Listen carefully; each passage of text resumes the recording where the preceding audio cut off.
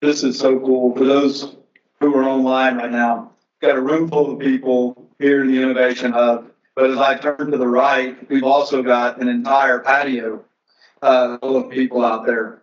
Now, I will say this morning I saw that the cornhole was set up for tonight, so no playing cornhole during the presentation. Thank you guys for coming. What an amazing building that we get to do this in today. What an amazing foundation for what we're trying to build and who we want to be as we continue to move forward. You're going to hear a lot today about our financial state, what we've done in the first half, what we're trying to accomplish in the second half of the year.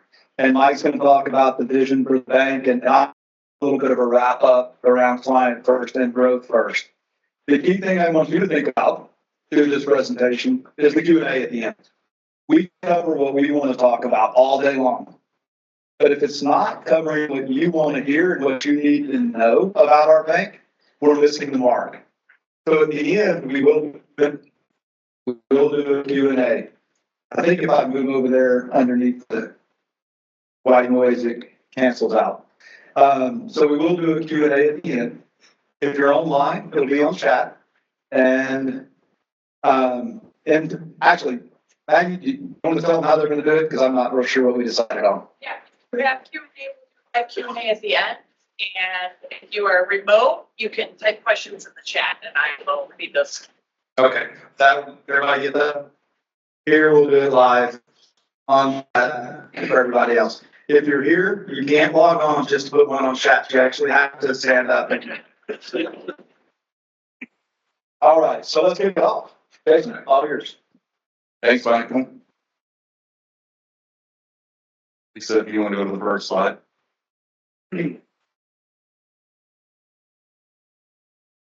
Today, I'm going to give you an update on our financial performance through the first half of the year and give you a little bit of context on what we're seeing for the second half of the year. Some of you may be familiar with this, but this is our high-level, most important financial metrics. Pretty obvious that the red would be behind budget and the green is better than budget. I would categorize our performance as solid in the first half of the year. Many of the things that are shown in red, there's a significant reason that's occurred, and that's interest rates have not moved this year. When we start the year, we budget with assumptions for the entire year, and we don't change our budget. It is our philosophy that we track towards one number. We forecast out where we're going to be, but our budget is our budget. And the first few items in red, including revenue, net income, and net interest margin, are behind budget entirely because we haven't seen any change in our interest rates during the year. When we started the year, we thought we'd see 3 rate drops at this point and 6 in the total year, and we've seen none. Fingers crossed, we'll see 2 or 3 in the back half of the year. That'll help us move back from red to green, but we just haven't had that impact to lower deposit costs from lower interest rates. On the good side, we've had exceptional credit quality, and we've been able to manage our expenses within the tolerance that we set. So thank you to everyone for that. And then our loan yield is the benefit from rates not dropping as we continue to put the loans at a higher rate than we anticipated. Down in our balance sheet metrics, as we talked about a lot before, our long-term profitability is focused on growing our loans and our deposits. While they're red, they're both up for the year. Our loans are up on core basis 6%, and our deposits are up 2%.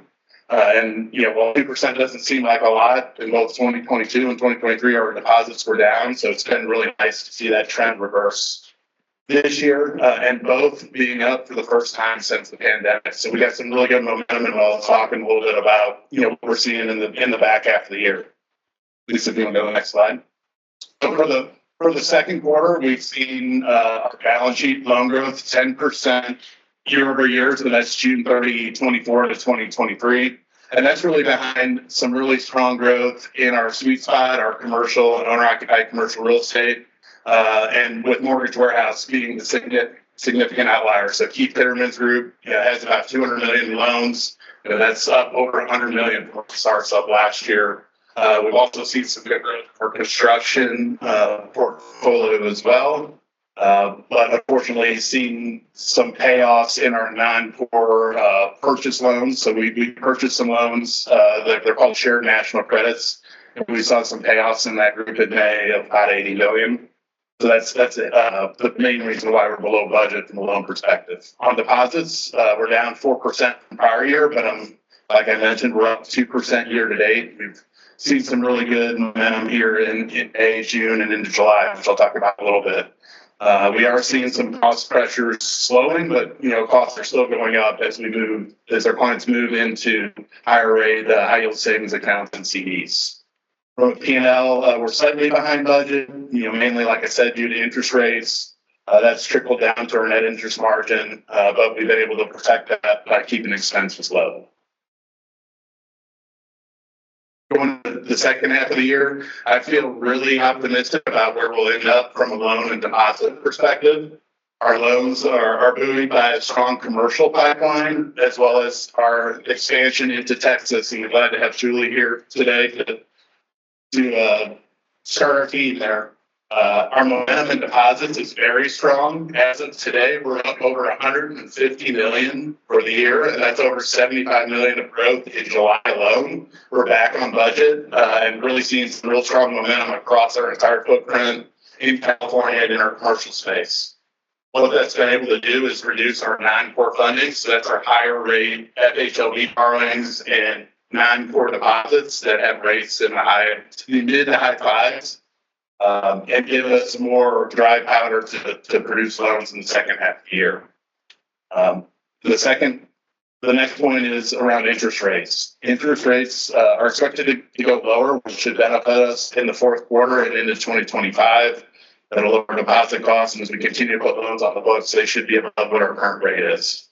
Finally, our NIM is our most important way to stay profitable. If we bring on core loans and core deposits, we'll see that net interest margin increase, and that'll flow down to net income. So overall, solid start to the year and really good momentum going into the third quarter and on to the fourth.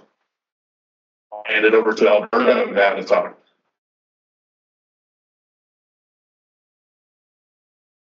Good morning. So let me tell you how good Jason is.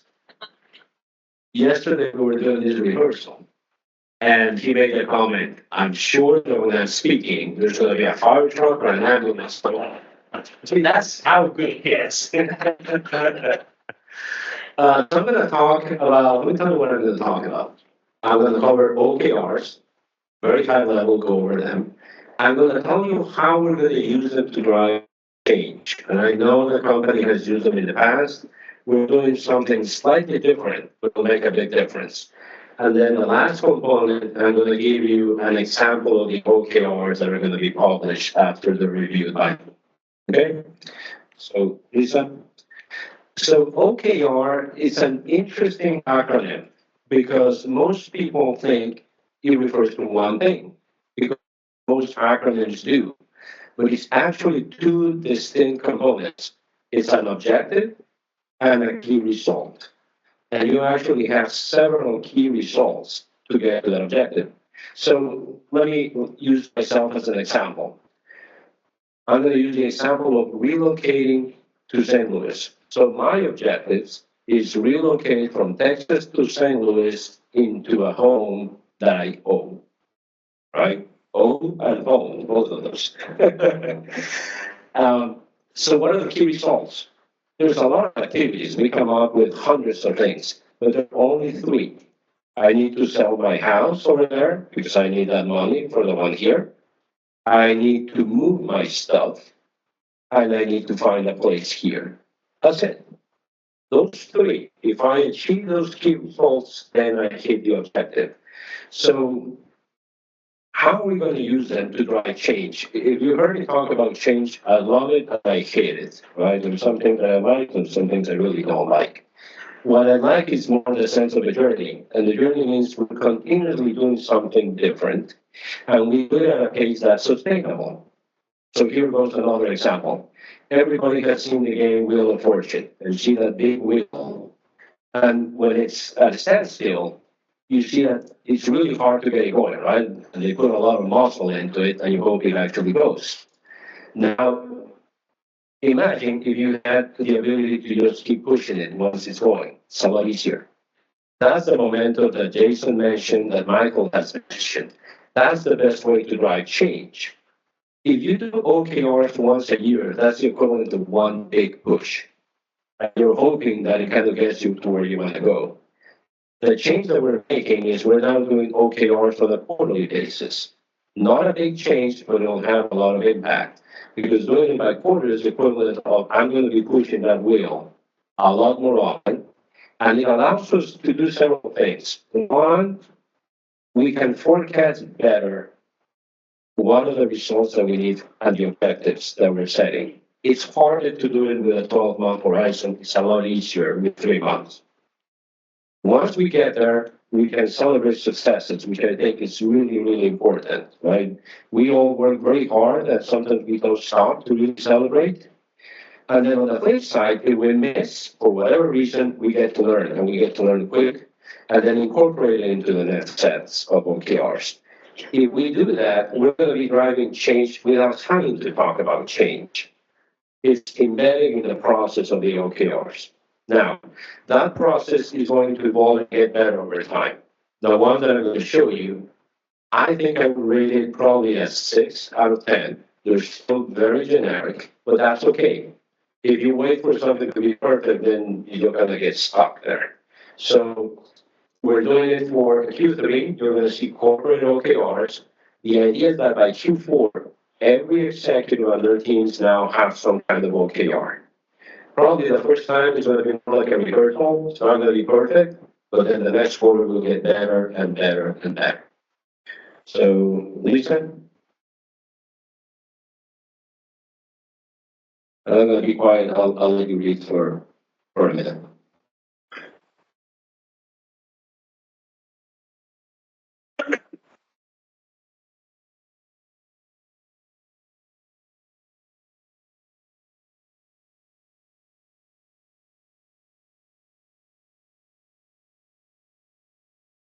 Okay, so let me tell you another benefit. Sometimes we're so deep into our day to day that I get asked the question when I go out to the branches and say, hey, what is the company doing? What strategy or where are they trying to go? This brings a lot of clarity to that and a lot of transparency. We're going to be able to show where we're setting the bar, what are the things that we're focusing on, where we achieve those key results, and where we missed. And then if we look at this, let's say after a year, we're going to have four, one for each quarter, and we can see how the bank is progressing. This has really nothing to do with the day-to-day. All of these are transformative initiatives. Where do I think we can get better? In defining the objectives a little bit more. Like the example that I gave, remember I said I'm relocate from Texas to St. Louis into a house that I own and own. We're going to do better with those objectives. And then the key results as well need to follow. But that's okay.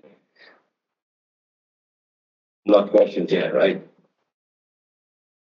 Thank you.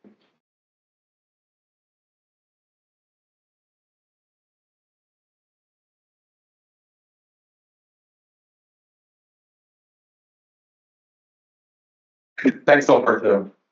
So can everyone see me? Thinking about my head getting cut off. It's getting cut off. I go, no, you go forward. Let's try that. Okay. Cut off the top of my head, which might, okay. Going forward. All right. About that. Good enough. Okay. So, Mike Dearberg, chairman, and I say that because what I'm doing today is I'm going to zoom out.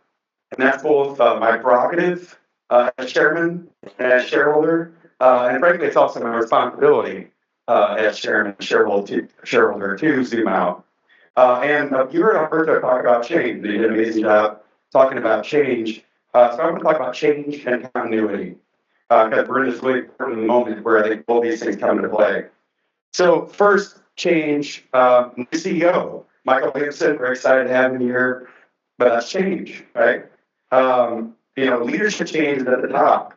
Some of these changes, C-suite leadership changes are people that change was inevitable, retirement, whatever, and understandable. Other changes, some more painful and difficult to accept in the moment.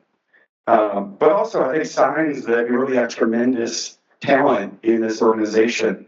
So many of you, if you haven't been around for a while here, you may not know that we actually have two former CEOs who are leaders here at First Bank, leading companies on the East Coast, or Chief Credit Officer as CEO in the East Coast, and a former head of retail who is now the CEO of a credit union, large credit union by our side, actually, in Hudson Valley. So it's both, sometimes we get people leave it both hurts, but I think it's also really a positive sign that we have this great talent in the company. New building. That's a major change. I mean, a change from what we had at McDonald's, certainly, I guess in laughter here, and also a change from HPE. New market, Texas, very excited about that. Technology change. Technology change around us. Just in the banking world, the entire world, and the changes that we're bringing to the company technologically.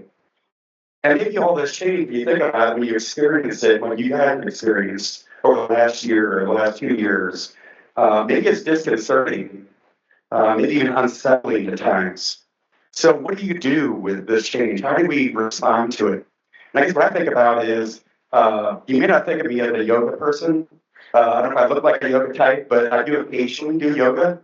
And I guess enough to know a little bit about it, what some of the things that yoga brings and what they teach. So one thing yoga teaches is breathe.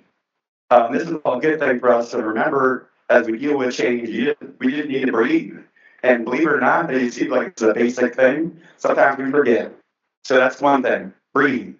And the second thing is, especially for people like myself who don't do it that often, but do it, you find yourself unsteady. You're in this pose that the instructor asks you to do, and your legs are wobbling, and you're ready to fall over. And the instructor says to focus on a point, a fixed point, and that will steady. So don't think about yourself and your own movement. Don't watch somebody else who's wobbling. Focus on this fixed point. So I think the same thing. This is really relevant for us in this moment. That it's really important to have this fixed point. To think about things, the parts that aren't changing. So what's not changing for us? Well, there's a lot of things that are remaining the same. So one, the long-term perspective. This is core to who we are as a company, to where we've been, to where we're going. Who do we cater to? Our sweet spot clients, family-owned, private clients, prospects, their owners, executives, other high net worth individuals, or families. We take a lot of folks as clients. We don't want to turn anybody away, but that's really kind of the core of our sweet spot. These are essentially people and businesses for whom relationships matter. Our client value proposition, simplicity, caring, ideas, and reliability. So these things that are really fundamental to who we are. We took some time in the past to spell this out. But I think these are things you probably knew, lived, and as you're talking to clients and prospects, you embodied. Next, our mission statement. So we could pull up our mission statement. So before we dive into the mission statement, I don't want to spend too much time, although I would love to spend actually 20 minutes talking about it. But I actually want to do some audience participation. So for those of you who are remote, maybe the folks in California, you may not know that on the second floor of this building, we put the mission statement up on the wall in very big letters, probably 6 feet tall, something like that. So I want to ask the folks here with us today in this building, raise your hand if you walked by it at any point in time and read it, start to finish. Okay, that's very good. Raise your hand if you actually thought about what it meant and its application to what you're doing. Okay, we got some hands up. Not universal. What about did any of you wonder if this still applies to us? Raise your hand. Michael did. So maybe maybe you're just worried that this is going to call you out. But then this is really a question. Actually, Michael and I did talk about it. Before the leadership summit, we were talking about, is it something, when we talked about, can we put it up on the wall? And Mike was like, absolutely, put this on the wall. Because he absolutely embraces it. But you probably guessed, my voice is a little off. I need a little break. So what I do want to do is have a guest, Jason, to read the mission statement. I'll read it, I'm clear, slow and steady. Our 100+ year history of independent family ownership allows us to relentlessly focus on our clients' long-term goals and objectives, as opposed to only focusing on short-term gains. We commit to providing objective and comprehensive solutions delivered by locally empowered colleagues with a passion for exceeding client expectations. The growth and prosperity of both our clients and of First Bank will translate directly to the quality of life within the communities we serve. Ultimately, our success is measured by building lifelong relationships, one client and one community at a time. Thanks, Jason. So, for those of you newish to the company, I didn't write it. Michael didn't write it. Shelley Seifert didn't write it. Tim Lade before Shelley didn't write it. This is something that people in the company wrote. What they were really doing is capturing who we are as a company. I think this is as relevant today as when it was created by your colleagues, predecessors in 2013. And again, Michael has absolutely embraced it. This is not changing. And I guess as I reflect on Michael as a leader, what I've actually seen is radical continuity with who we are as a company, where we've been, and where we're going, and even like going back for decades. So first on service. So this is something that I think you all, really embraced. That with the people who aren't here today, the branches very much embrace. That's why you go into the office. That's why you're there, is to provide great service for our clients. That's always been fundamental to who we are. That was a differentiator to us 30 years from now, and it's going to be a differentiator for us going forward. That has not changed, and if anything, I think Michael's emphasizing that. We can bring that home for us more, helping us to be the bank that we want to be by focusing on service and the client first concept. Growth. So growth has been a critical part of our journey to this point.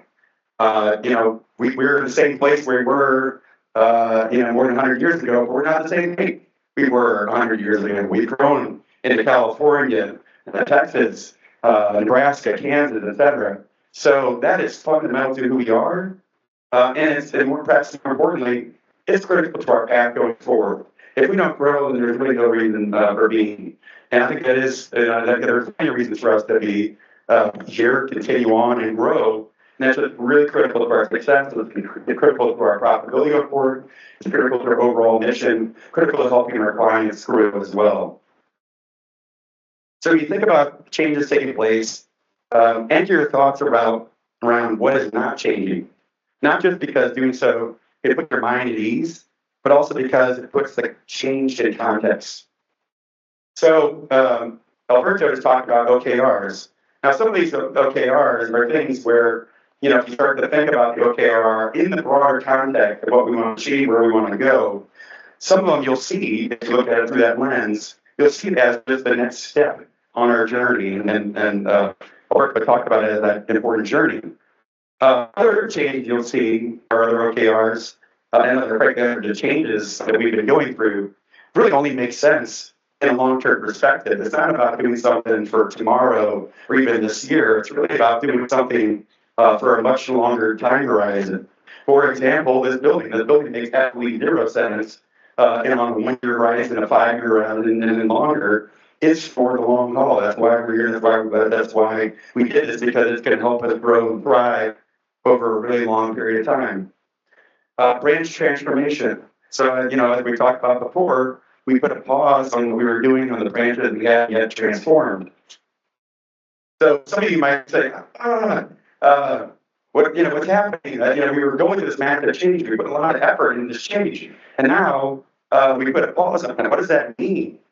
And the answer is we are doing the thing, and Michael has helped us, do the thing that we need to do, which is really think about it from a client perspective. So we're taking a pause to evaluate and think about it. How are we interacting with our clients? How is this helping us grow in the community? So I think in the end, it's not going to be a radical departure. It gets made to see, but I think I think where we're going to end up is not going to be a radical departure anyway. But the pause is really focused on making sure we're doing what we need to do to serve our clients in the best possible way, that provides them service and also will help us grow. So again, I guess maybe to wrap it up, organizations will evolve over time with people coming in or out, others within the organization rising up as their capabilities expand, and some of the tactics might change. But where we want to go has not changed. Instead, there's radical continuity in our direction and what we want to achieve. When we think about change, know that change is not coming for change's sake, or even because we've changed where we want to go. Change is necessary, even vital, not only to get where we want to go, but also where we have always wanted to go. The world around us is changing, and we need to change with it. The bar is continually being raised, and we need to raise the bar too. But as we change, the destination remains the same. Thank you.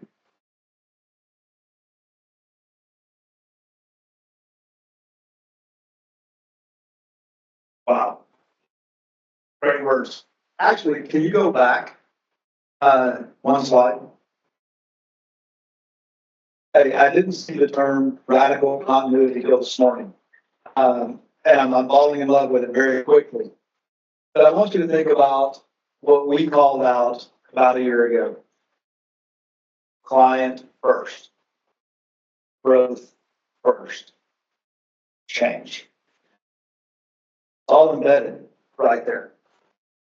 It's just a shorter way of expressing what we're trying to accomplish on a day-to-day basis.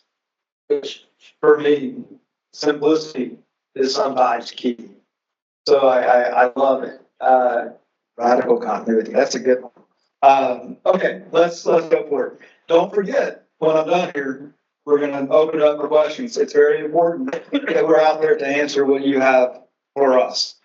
I'm going to hit more of a less high-level strategy right off the bat.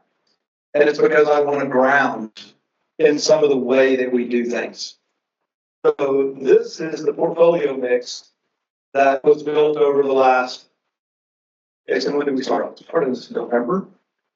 November of last year, we were starting to plan how we were going to expand.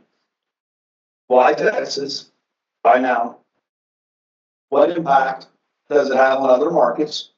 What impact does it have on our portfolio? What impact does it have on our balance sheet, our income statement?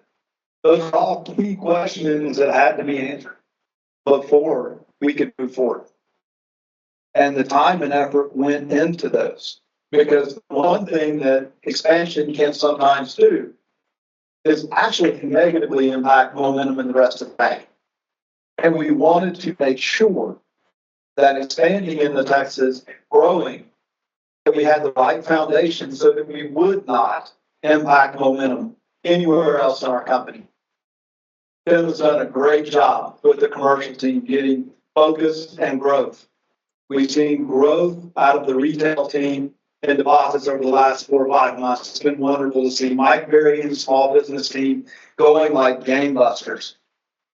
What we don't want to do is introduce something to the mix that interrupts that momentum. Alberto kind of talked about it with the Wheel of Fortune thing. I didn't like that analogy as much as I like radical. But we want to keep that momentum. So understand that as we're moving forward, we're trying to move forward in a way that's thoughtful, but that we're still pressing, that we're still resetting that bar higher and higher every day. This is $100 billion of growth in Texas. If we did this at $150 million in 2025, we would still only be at 75% loan to deposits. So what that tells us is we still got growth. But what we're trying to do here is move at a sustained rate, a very measured process. For me, it's just like with the transformation. Move forward, hit a goal, assess where you are, make sure it's exactly what you wanted, and then move forward again, do the same thing, and you're making subtle changes as you go, so you're continuing to become more efficient. This is about sustained long-term growth.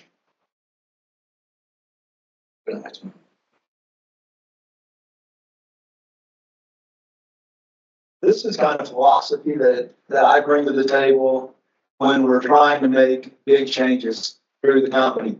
And it's been our approach through the first half of the year.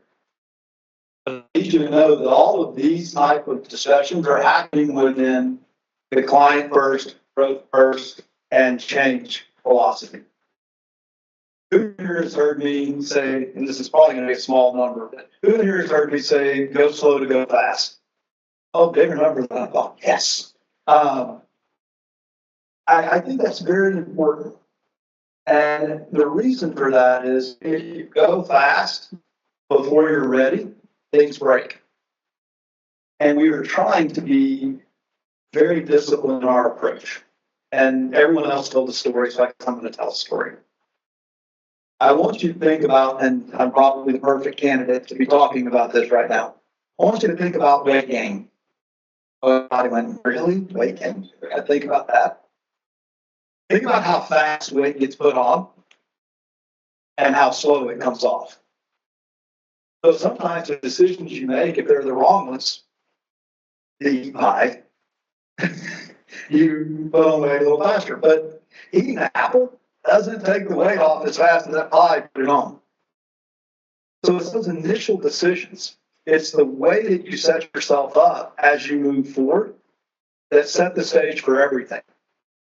And unfortunately, we all know that there's only one way to take off weight, right? Ozempic. There's two ways. Ozempic. Okay, but that proves my point. Ozempic very fast and people die. Haven't had one kill over yet, but I know it's coming. No, seriously, we all understand that if you want to keep weight off over time, it is a slow, disciplined approach. It is consistent over time. Well, there's a lot of similarities when you're running a business, when you're engaging with your culture, because you want to do things right at the start and you want them to sustain over time. I'm not going to read these, but when you have discipline, what you're understanding is it's not an option whether you do something every day. It's not an option whether you embrace something with every interaction. If you have discipline, that's what you're going to do. And that gives you consistency. And people get to know you for who you are because they get to see the same you every day. Guess what? Trust is only built when you have consistency of interaction, and that's only done because you have self-discipline. So think about that. You trust the people in this room that you work with on a daily basis. Why? Because over time, they have proven themselves again and again and again. So every step we're taking, we're asking in that OKR, are we capable of repeating this behavior over and over again? And is it the right behavior for our company long term? And guess what? On trust, you build relationships. That's both internally and externally. So up until this point, I've been talking about our internal teams and the way we treat each other and the way we act within our own culture. But now we're talking about a final product that allows us to go to our clients and create consistent experiences over time. And when that happens, they learn to trust us. And then we get to that relationship standpoint that was in the bottom of our mission statement. It takes all of that to accomplish one line of our mission statement. The thing is, you've heard this term already up here a couple of times, it's a journey. It's not a single Ozempic pill pan, I wish it was. Unfortunately, for it to last, you can't skip a step, you can't skip to the end. It's doing the right things every day, all the time, assuming positive intent among your peers and understanding that your voice means something and matters because that's what makes us better. As we continue to drive these OKRs, we really need your support and help. It is important for where we're going and what we're doing. Last slide. And we'll do questions. Don't forget your questions. Everything should point to one thing. Everything we are doing here should point to one thing. A great client experience.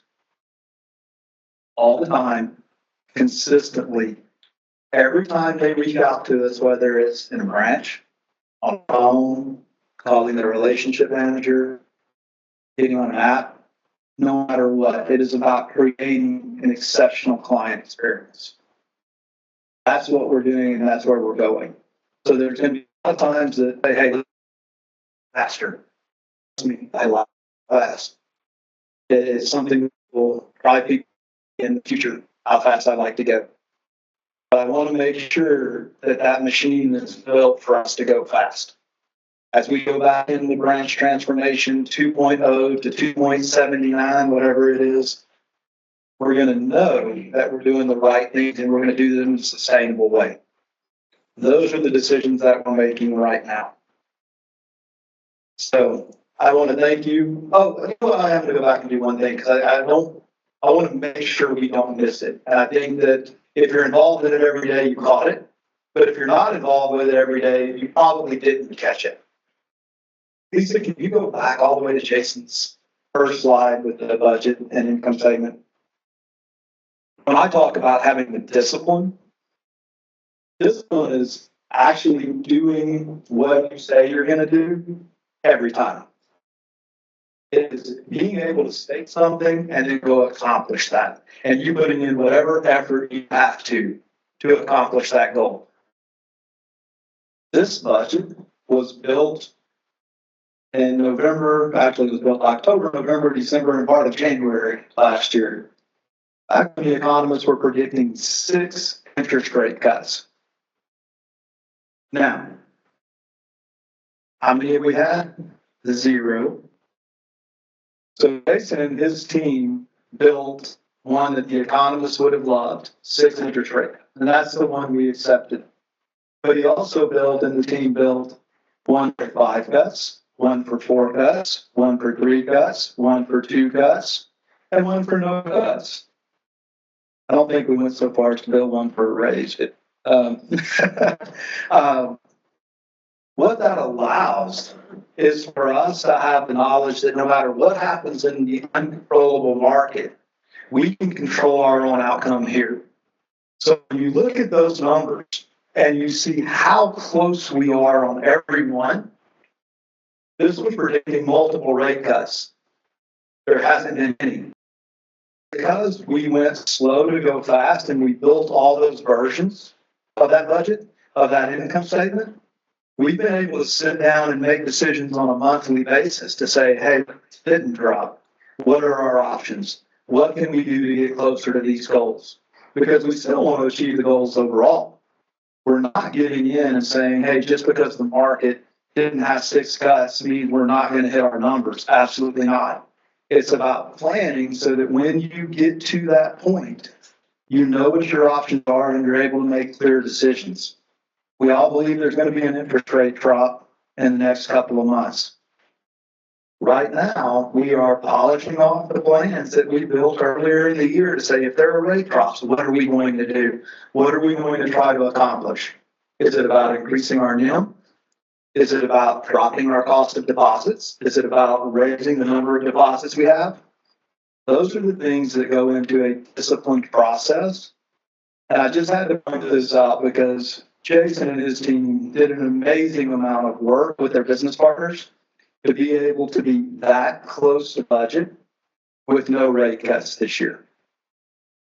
All right, so we're going to move over to the panel Q&A. If I'm not missing anything. All right.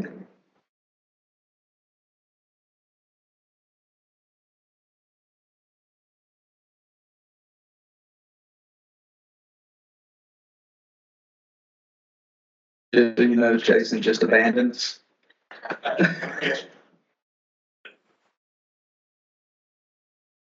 So one of the questions that came through was, are we planning geographic expansion anywhere else on the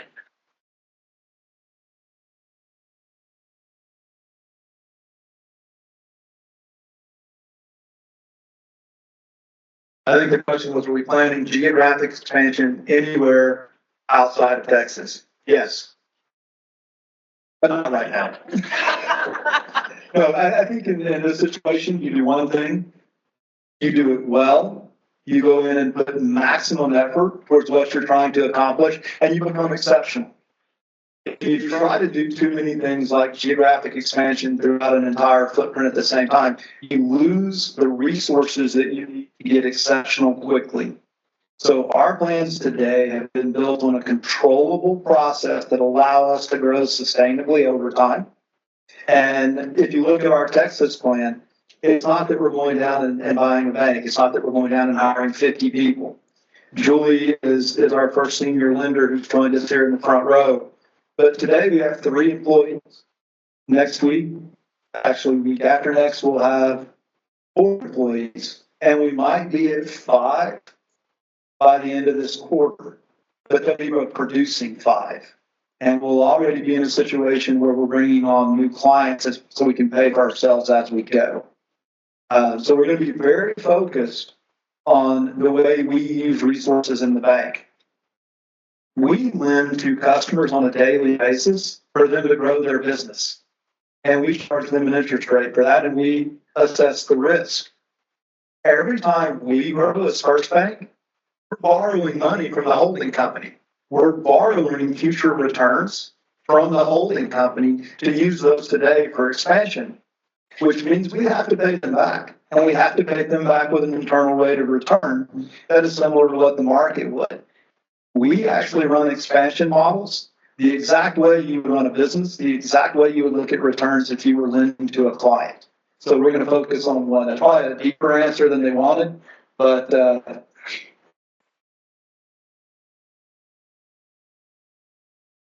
any from the room?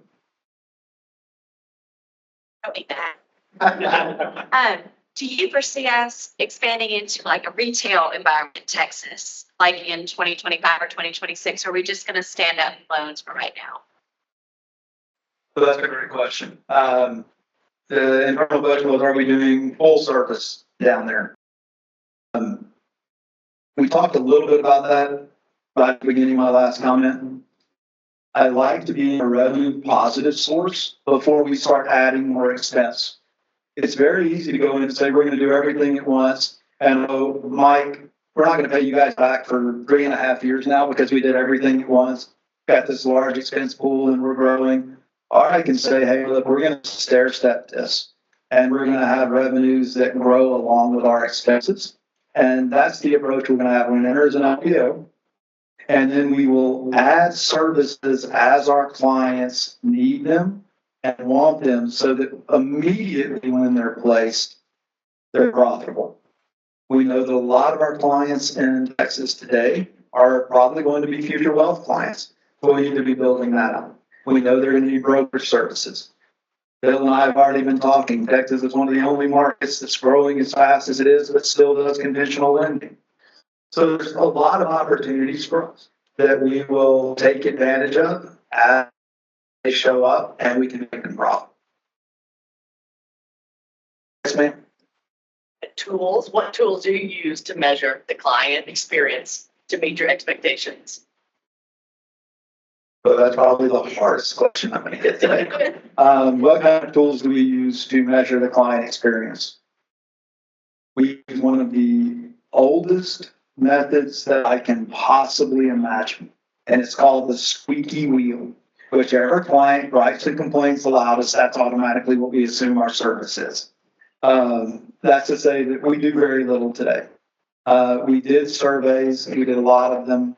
I don't know if they were indicative of what our clients were feeling or whether it was a squeaky wheel. So we are regrounding with the marketing team, and we are looking at different surveys through Maggie's group of how we're going to go out to our clients. But I think it's not one size fits all.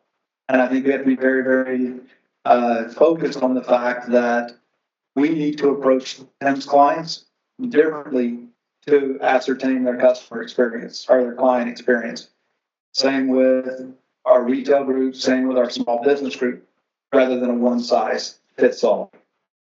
The harder part to have the discussion about is your squeaky wheel profitable? Is it a client long term that's beneficial to your organization? Those are the discussions you also have to go through. So you have to target your clients so that you know you're getting the right feedback from the right group as you move forward. As we move more into a product focus, along with our relationships, that allows us to build products our clients need. We'll be doing a lot of forward-focusing product surveys and experience surveys on the front end of our discussions, rather than trying to figure it out on the back end. Surveys. So on the front end, we'll be actually working with our clients to build products that they need where they are. So if it's Tim's group, we're actually going to go to them and we're going to determine their needs based upon how they're using the product, not how they tell us they're using the product. Because there's usually a giant gap, and that's in every line of business that we have. So I know that Erin and her group are working not only to look at what other banks have in each one of our product segments, but how other clients are using those products so that we take the best of that, and then we gauge usage. The best way to get a client satisfaction number is to see how many of them use that product. They can tell you they love it, but only 10% of your clients use it. 10% love it, 90% don't. So we've got to make sure that we're actually marrying the survey with utilization and usage. Good question.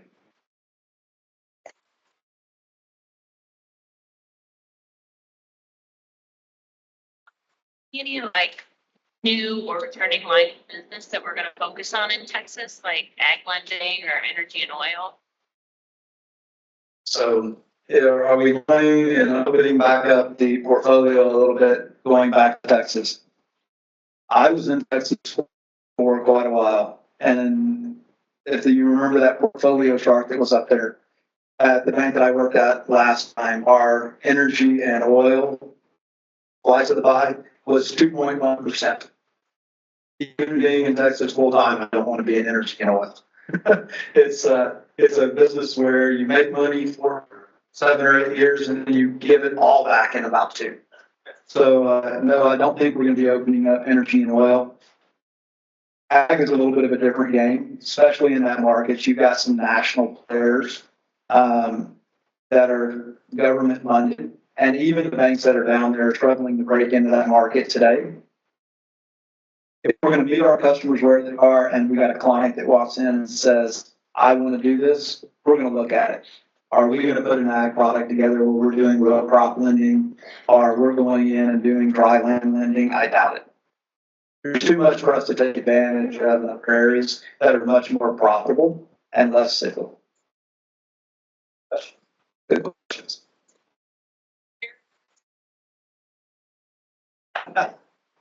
So we're in Texas at the timeline. We'll be going in. Actually, we went in last week. We hired 2 analysts that started with us, and they went back last week. They'll be working remotely, and they'll be working at the mortgage warehouse in Plano. Julie lives right near there, so she will be temporarily officing out of the mortgage warehouse in Plano. That is classified as an LPO for us, so we can move into that space and operate pretty freely. Again, this is the cost conscious side of me. Well, I go get a building right now if I have a building in Plano that is perfect for us to use until we create a revenue stream. We will stay focused in the DFW area. Just to give some statistics on that space, it's 7.2 or 3 million population. It's right behind Chicago, should overtake Chicago in a year or two to be the third largest MSA in the country. It is the second fastest growing MSA, and median income is growing there faster than anywhere else in the country. It gives us a giant pool to go in and start harvesting. So when do we go to, and then the next question, when do we go to Austin? When do we go to Houston? But let's first focus on becoming exceptional in Dallas Fort Worth and start reaping some of the rewards of that market.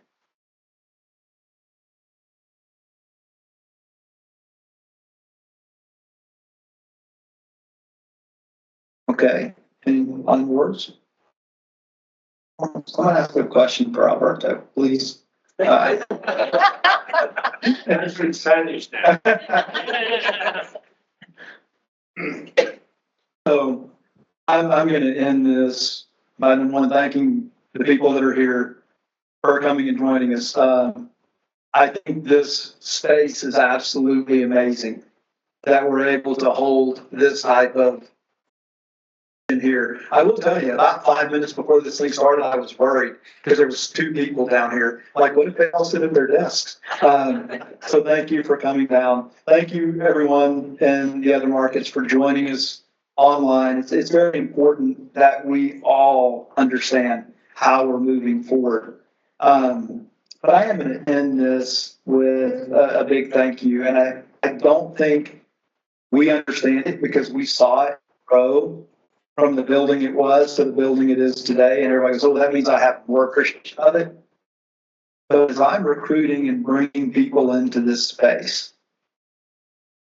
it really is a game changer in the recruiting process because they understand what our long-term goals really are. They understand the legacy that was and the legacy that will be. And we don't get to have that without a support mechanism of our board and ownership that they don't allow us to have. And you have heard Mike talk again and again about the long-term legacy that got us here and long-term legacy we have. Because I'm going to tell you, when he and I were talking a little over a year ago about me coming here, the first question I asked was, I want that legacy. And I want to be able to say to my family, this is where I want to retire. And after meeting Mike and Jim and Ellen and Mary, I can tell you that doubles down right now. So thank you for this building. But I'm going to tell you this, his support on a daily, weekly, and monthly basis since I've been here has been tremendous. And I thank all of you guys for taking the journey with us. Thank you. Have a good day.